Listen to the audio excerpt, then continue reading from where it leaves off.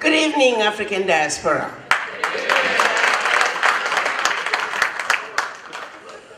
To my sister, Reverend Famunung, to my daughter, Dr. Mina Demese, to the entire organizing committee, to my beloved brothers and sisters, sons and daughters of Africa, and to friends of Africa. Thank you so much for giving me this opportunity to address you tonight. Tonight, as we talk about our Africa, tonight, as we deliberate about our Africa, and also tonight, as we remember our women, the larger population on earth that is quite often disregarded. Let's not remember, especially for us women, whose shoulders we are standing on, the ones who came before us, the ones who have fought the biggest fights, those fights that we must pick up where they left in order to demand our position as leaders here on earth, as women. And the struggle is even higher and more difficult for us, particularly as Black women. So can we put our hands together in celebrating us, the women?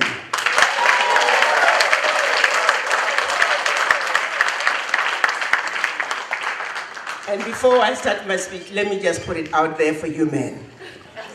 You have let us down as your wives. You have let us down as your children. We're putting you on notice.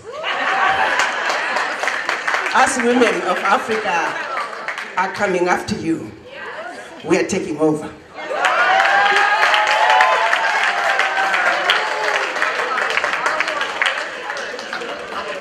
My name is Arikana Chiombarikwa. In my previous life, I was more comfortable being called Dr. C. I was a medical doctor in Murfreesboro, Tennessee, where I was a primary care family physician for 25 years. Until that phone call came one night, and I was being asked to take on this role as the AU ambassador to the United States. Of course, I thought that was a joke.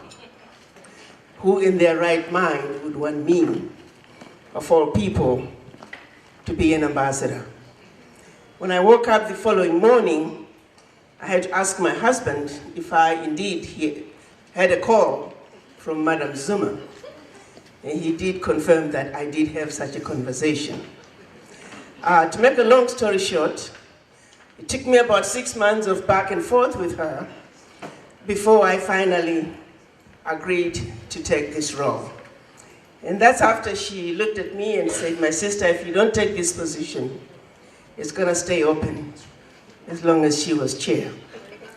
And that followed with my husband, who said, if you're being given a platform to do something about what is wrong with our Africa, and if you don't take it, I don't ever want to hear you complain about what's wrong with our Africa. On that note, and that man is sitting over there, by the way, I always forget. Dr. Paul, please, that's my husband. Please stand up.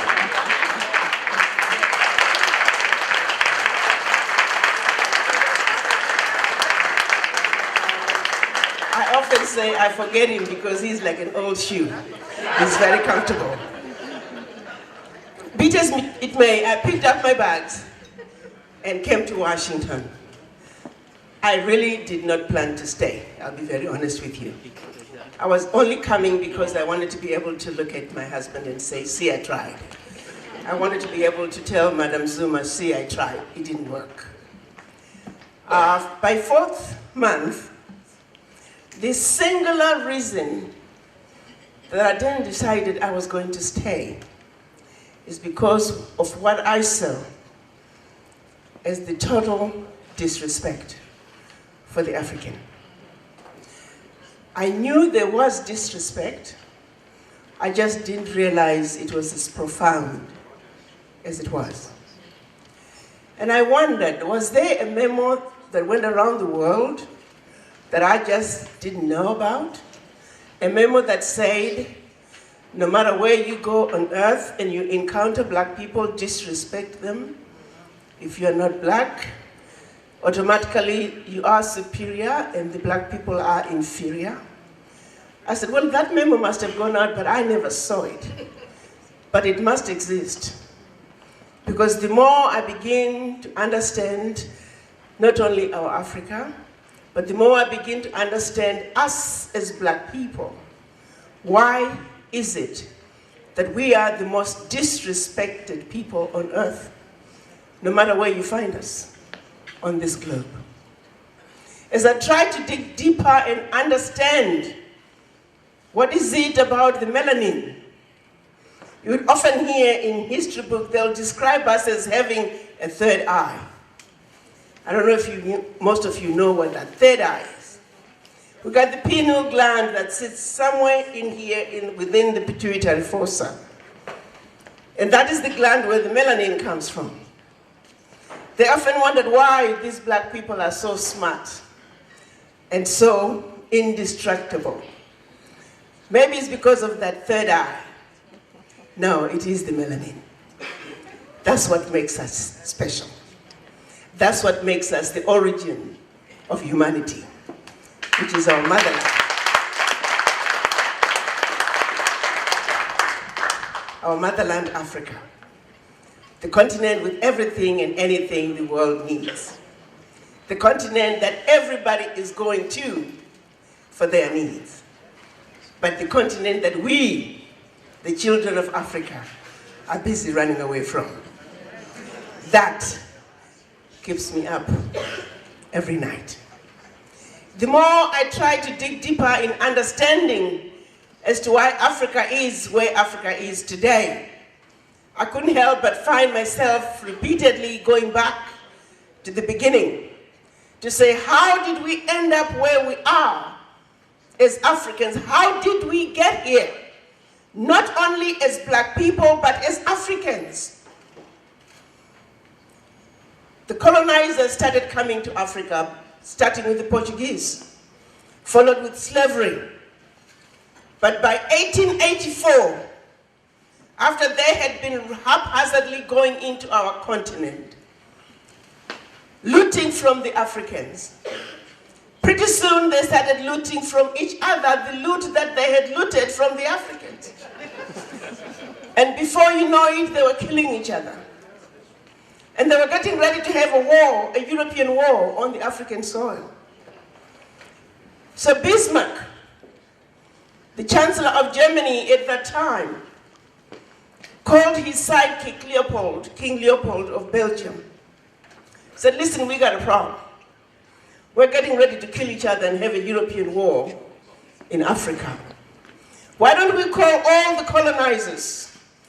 That was France, Germany, Italy, Spain, Portugal, Belgium, and of course the mighty Britain. Let's all meet in Berlin, Germany, and strategize on how we can organize ourselves so we can effectively see to it that Africa and her children are forever defeated and dominated. Between November of 1884 and February of 1885, I repeat, the colonizers met to strategize on how to see to it that the continent and its children are forever defeated and dominated. Please hear me on that. 1884. They also put a decision in place to see to it that black people will always believe that everything about Africa, everything about black people was bad and undesirable, and that everything European was better and more desirable. They proceeded to chop up our Africa into tiny little countries that we know of today. Economies that are designed to see to it that they will never make it on their own. And in the event those small economies do make it, they're easy to destabilize. Who, in their right mind, puts a country together like Gambia, Burundi, Togo, Djibouti, Lesotho, Swaziland, and many, if not all, African countries. Each one of them was given the same sovereignty as China, as India. If this world was to be a boxing game, you see, in boxing, they understand that heavyweights belong in the heavyweight boxing ring, middleweights in the middleweights, lightweights and wannabes in their rings. Wannabes are way out there. You don't take a wannabe boxer and throw them in the same ring with the heavyweight.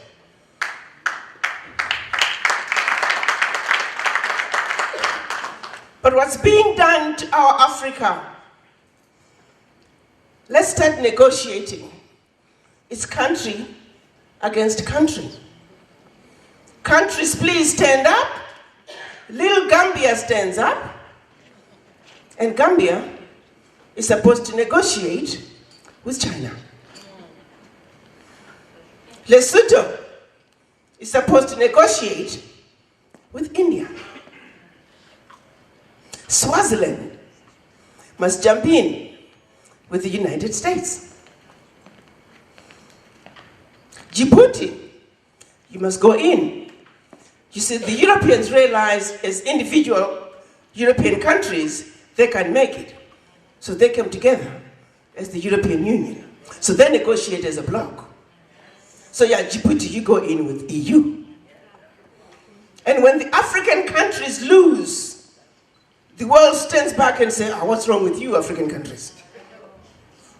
Why aren't you able to manage your people?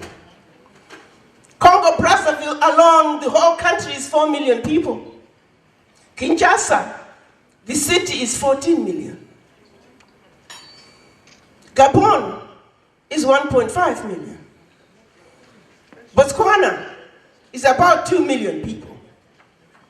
They're full countries with full sovereignty. How can that be? Where is the parity? African countries are wannabe boxers who are constantly being thrown into the heavyweight boxing ring, and we are getting our rear ends kicked day in and day out.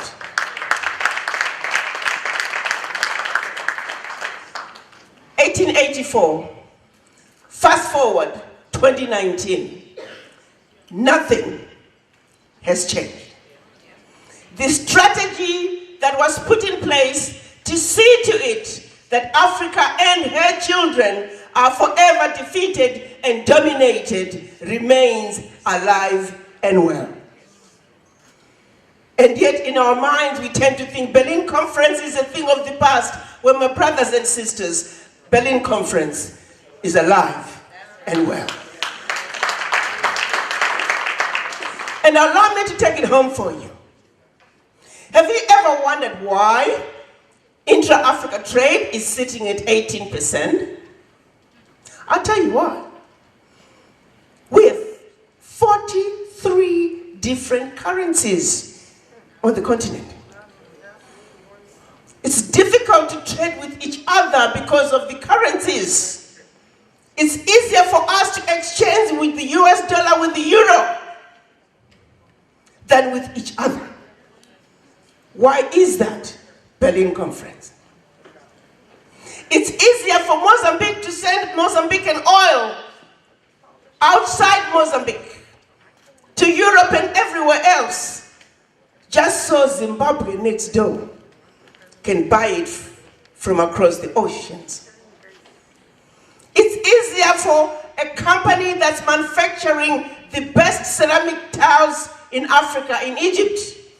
That company sends its tiles to Italy, only for the Africans to turn around and buy the same tiles, 20, 30 times the cost. Why is it that we are not trading with each other? It's because, starting in South Africa, there's a road that goes up until maybe 2-3 kilometers from the border with Botswana. And that same road picks up 2-3 kilometers into Botswana. And if only we could connect the two. But Berlin Conference said, no, you're different. You're another country. You can't look at it this way. If we were to connect all the existing power lines in Africa today, we would provide electricity to 30 million more people. And in the process, we would save $20 billion. But the reason we can't connect the power lines, thanks to Berlin Conference. We're different countries.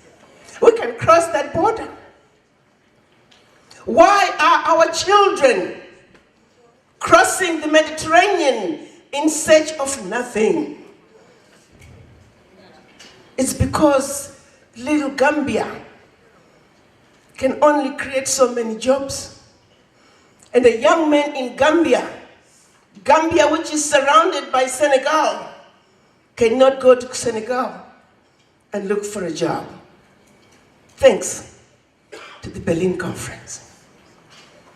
Question then becomes, if you look at all the issues we're dealing with today in Africa, one by one, every one of them relates back to the Berlin Conference and our inability to work together as one continent, one Africa, speaking with one voice. Thanks to Berlin Conference.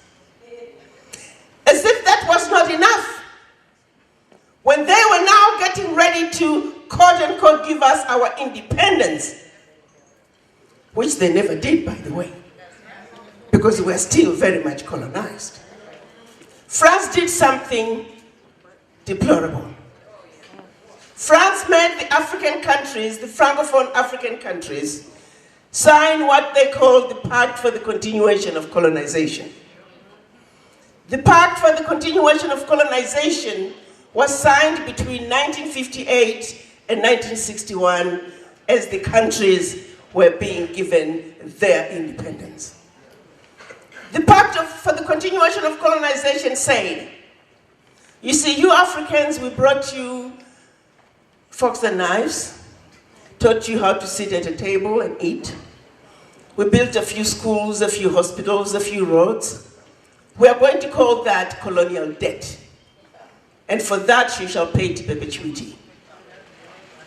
They also said, you monkeys, you do not know how to manage your own money. You shall deposit 85% of your bank reserves with the French Minister of Finance. The French Minister of Finance will take all your monies, collectively lump it together, invest it in the French stock market under the French name. You may or may not know the returns. And should you want to access some of your own money, you have to submit your financial returns for your country.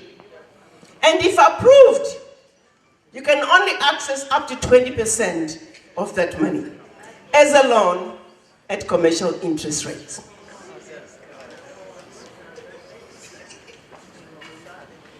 All the public and private major contracts in your countries French companies have the first right of refusal. Your countries can only get whatever French companies do not want. Your minerals, discovered and yet to be discovered. Your oil, discovered and yet to be discovered. French companies have the first right of refusal. Today, you go to Francophone African countries, a lot of the mines are run by French companies. African countries get royalties ranging from 12 to 15%. France today is getting out of Africa over $500 billion.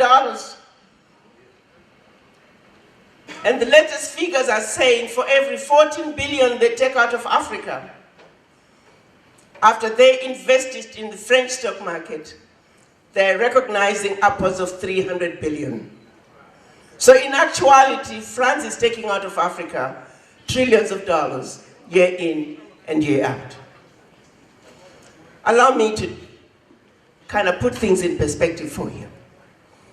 They want us to concentrate on corruption out of Africa, which we have. I'm not saying we don't, but I also want to say which country does not.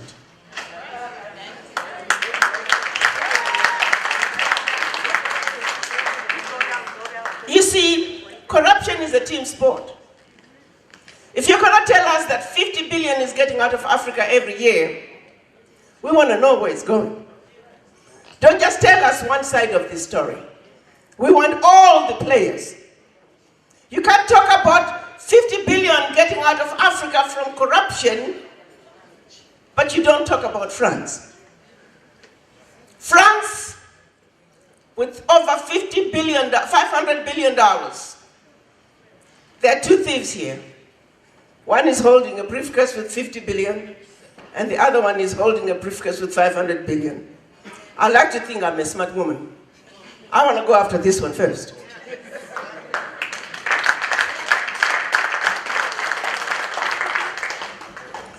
And after France is done investing 500 billion in the French stock market, let's put things in perspective. You begin to see how the 50 billion out of Africa from corruption becomes the larger chunk under the table. They want you to stay under the table, stuck in the mud, with them highlighting corruption in Africa, so the conversation never gets beyond under the table. We must wake up. We must be on the table. We must know what is on the table. Let's not find ourselves being thrown a shiny object and following the shiny object while the real deal is over here. We must understand our Africa for what is really going on. We must see our Africa with 2020 vision and not what they want us to know about our Africa. 1963, our Pan-African leaders realizing that the only way for Africa to move forward is for Africa to come together and speak with one voice. They met in Addis Ababa, Ethiopia, and that's when they created the Organization of African Unity. It was during that meeting that Kwame Nkrumah said, "You are not African because you were born in Africa, but rather, you are African because Africa is born in you."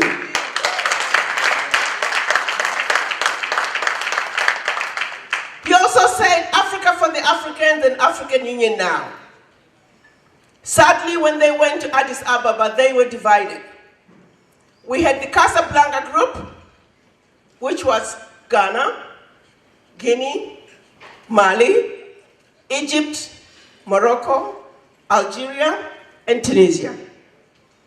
The rest of the African nations were the Monrovia group, and they were the majority.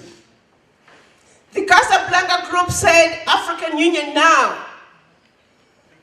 But the Monrovia group says, "Well, let's go slow." We've been going slow ever since. This May, 56 years later, we're still going slow. However, all is not lost. March of last year, we saw our leaders coming together finally and agreeing on the decision we are now calling African Continental Free Trade Area. The African leaders said unanimously, we must speak with one voice, one continent, one Africa. We must. They also said we must negotiate as a bloc. You see, as a bloc, as Africa, we are a heavyweight. And we belong in the heavyweight boxing ring, but only as Africa. As Africa, we're the largest economy in the world, and no other country comes even close. They are fully aware of that, which is why they don't want it to happen. That is our fact. But our African leaders are beginning to see the light. In March of last year, they also agreed on the protocols for the free movement of people. They said the Africans must live and work where they choose on their continent.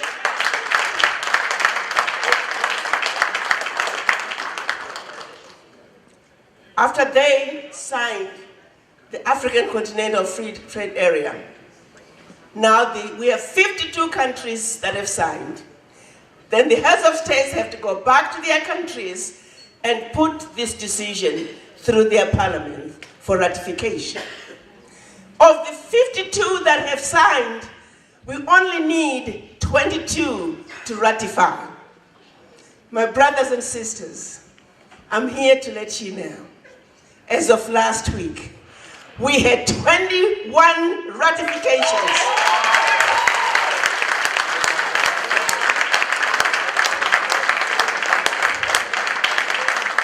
We only need one more ratification for the African Continental Free Trade Area to become the law of the continent. Implementation is expected to begin June, latest July. The rest of the world is strategizing on how to get into Africa that is now having its doors swinging wide open. We have seen record applications for embassies in Africa than ever before. Requests for embassies from countries that never even paid attention to Africa. Why is that? Something amazing is going on in your continent. While the rest of the world is strategizing, what are the children of Africa doing? Right here in America, when you ask for the voices of the Chinese, loud and clear. When you ask for the voices of the Indian diaspora, loud and clear. The Mexicans, the Irish, the Jews. But when you ask for the voices of the African diaspora, you might as well go to the graveyard. We're missing in action. In this country, with the exception of the American Indians, everybody has their primary anchor outside the United States. And they're proud to be where they come from. They're proud of their anchor, which is outside the United States. Why aren't we proud of our primary anchor as African diaspora? Why aren't we proud of our Africa? We are busy running away from our primary anchor. I was attending an event, and the young man got up, an African man, introduced himself as a Frenchman. There was a performer, another African, introduced himself as a European. There are more Africans who would rather be French than African. There are more Africans who would rather be British than African.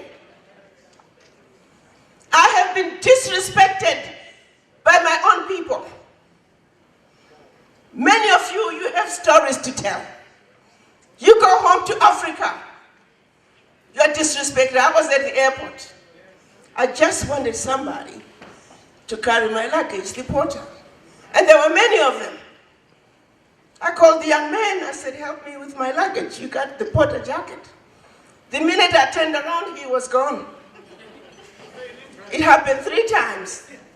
So finally, I went to the manager, I said, what is going on? I just need a porter, I need help with my luggage. He says, Ambassador, we have a problem with this. They are waiting for the plane that's getting ready to arrive from Britain. They prefer white people. They tip them better. I was traveling with my girlfriend. Both ambassadors, and her assistant was this nice Caucasian young lady. In spite of her carrying our bags, when we sat down at a restaurant, they would sooner wait on her and not us. And that's when we are home. Being disrespected by your own people at home. What is it about us? Why can't we come together? Why can't we have respect for each other? It goes back to the Berlin Conference. The legacy of colonization, the legacy of slavery. We're being told, do not trust your brother, do not trust your sister. Well, I'm here to tell you, my brothers and sisters, if we don't come together and recognize what is getting ready to happen to our Africa, we are working for them here, we will be working for them when we go home. We are staying in their hotels here, we will be staying in their hotels when we go home. You are waiting for them to fix your Africa so you can waltz in when everything is done. Well, you're going to waltz in when you still own nothing. I've heard others say, well, Ambassador, these African leaders just want to take our money. Well, guess what? 2017, President Trump was addressing the African heads of states. And he said, I don't know why you guys are poor. My friends go to Africa poor, they come back rich. I had Africans calling me and say, oh, Ambassador, how could you talk like that? I said, did the man say anything that wasn't true? The question you should be asking me is, Ambassador, how can we do that too? That is your Africa. There is nothing wrong with you investing in Africa. You can still come back here and play golf while your money is working for you in your Africa.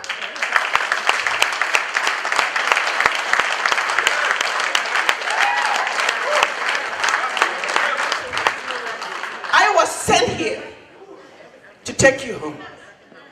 I was given this platform to open doors for you and you and you.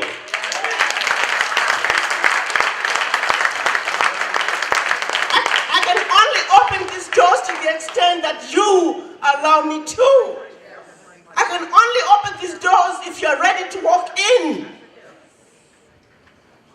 I often ask the heads of states, why aren't we giving the contracts to the diaspora?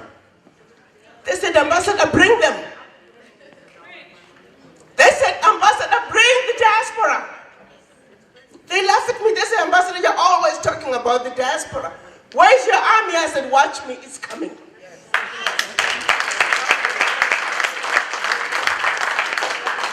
My last conversation with Madam Zuma, she said, my sister, I don't know how you're going to do it. The diaspora are a difficult group of people. They're diverse, they don't like themselves, let alone each other. I don't know how you're going to bring them together. She said, but I do know one thing. You are a black woman. I give you $10 and you will feed an army. She said, figure it out. She said, figure it out. But my brothers and sisters, I want you to know that I have figured it out.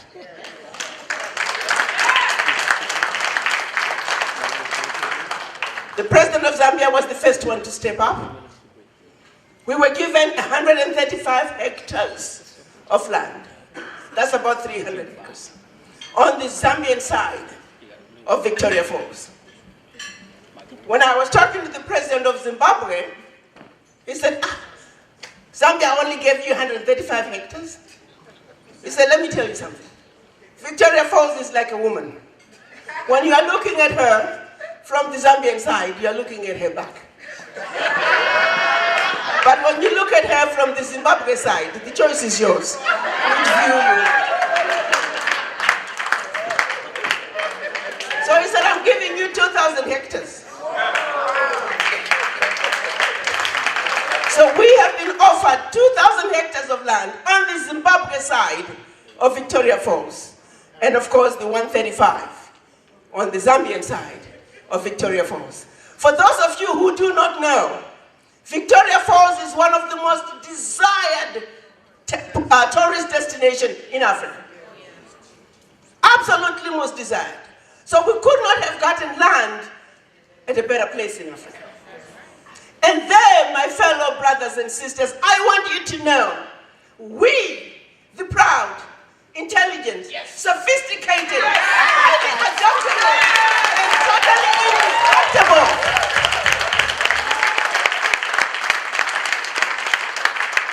African diaspora are going to build our first Wakanda One village.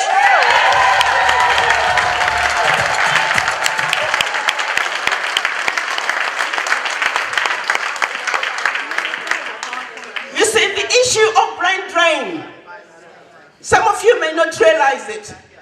No amount of money put into Africa without the African diaspora is going to bring sustainability, and that is a fact. Today, Africa needs 1.2 million doctors. If all the continental African doctors, if all the African American doctors were to go home to Africa today, we're only going to meet about 30% of the need. That is a fact. Thanks to brain drain. There are more Ghanaian doctors in New York City alone than in the entire country of Ghana. President Kufuor, when he first came in, he thought building more hospitals and renovating the old ones would address the issues of access to healthcare. Well, guess what? Half of those hospitals, the walls are sitting empty. Why? There are no doctors.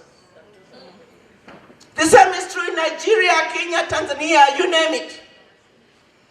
The reality is the capacity that Africa needs is in the diaspora.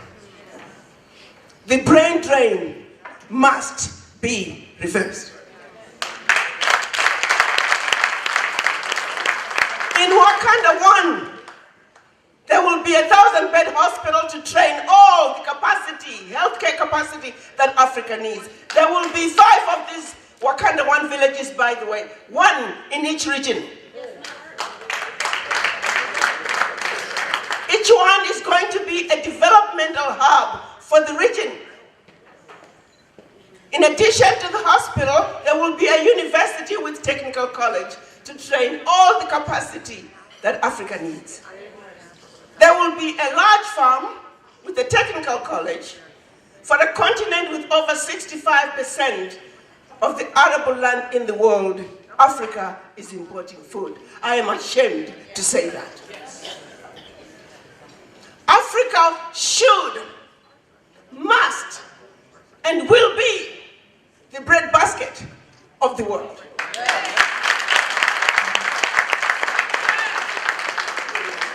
There's also going to be a power plant and hotels for tourism. For a continent with some of the best tourist destinations, we're only recognizing 4%, I repeat, 4% of the tourism dollar in the world. That has got to change. There will be a pharmaceutical manufacturing plant. Some of you may not know. In most sub-Saharan African countries, over 50% of the drugs going into those countries have zero, I repeat, zero bioavailability. Our family members are dying thinking they are taking blood pressure medications, diabetic medications, antibiotics, when they are taking chalk. In some cases, poisonous substances. The multinationals are sending this poison into Africa. Millions of murders being committed every day, and nobody is holding them accountable. We must manufacture our own drugs. This carnage has got to stop.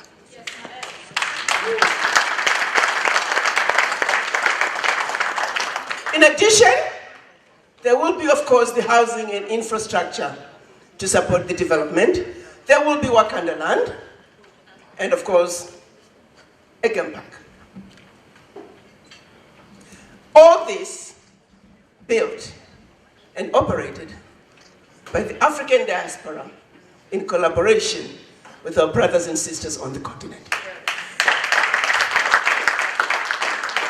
No more shall we say they are not giving us contracts, because this time it's going to be different, because we are going to be on the driver's seat.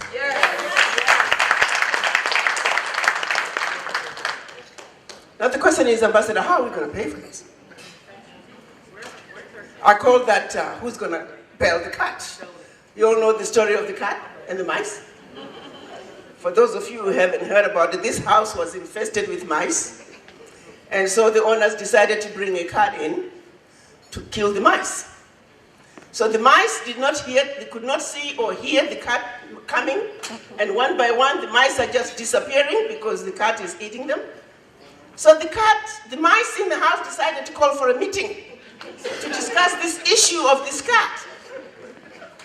So one mouse says, we must put a bell around his neck. And all the mice cheered and said, yes, this way we can hear him coming.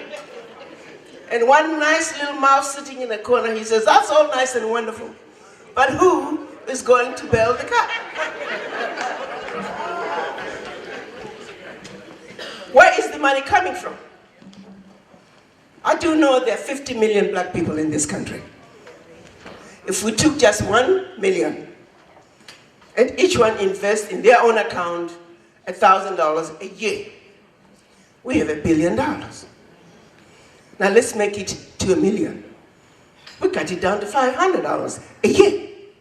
Now let's take only 5 million. That goes down to $200 a year. I'm talking hamburger money. For us ladies, I'm talking weave money.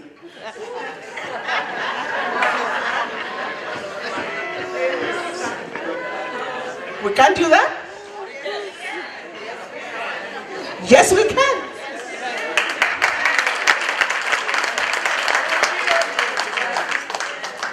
So what I've done in this town with the Industrial Bank is create what's called the African Diaspora Savings and Investment Account. It's your own money. You can open your own account. You can take the money out if you want. We're simply saying, if you believe in your Africa, and if you believe investing in Africa, open your account, leave your money there. The finance people are going to tell us how to make that money work. But from what they're telling me, they said, Ambassador, if the diaspora can have $1 billion in some account somewhere, under their own names, that amount can be locked down and be leveraged, where we can get $1 billion into Wakanda every year. But people have to be willing to participate. So where we are now, my fellow brothers and sisters, we have an investment in Wakanda and we have an account. I'm asking different organizations in various cities to work with their black banks and open those African Diaspora Savings and Investment accounts. It's something that we're getting ready to roll out. We've already started opening African Diaspora chapters nationwide. Texas is open. I just opened, where did I just come? Michigan. I just came from Michigan. We just opened Michigan. We're getting ready to open Minnesota. We are hoping in this town we will open Virginia, Maryland, and DC. So let me conclude by saying, my fellow African diaspora, Madam Zuma asked me to figure it out. Madam Zuma was very clear about my message. My message was very clear: to bring the African diaspora home. I've done my part. I've paved the way for us to walk the walk. I'm now only asking you to listen to the call from Mother Africa. Let's come together and speak with one voice, as one continent, as one Africa. Not as 55 African heads of states, not as 1.27 billion Africans, not as 400 million Africans in the diaspora, but as children of one Mother Africa, singing one melody, joining hands as we waltz our way across the Atlantic to our motherland. I thank you.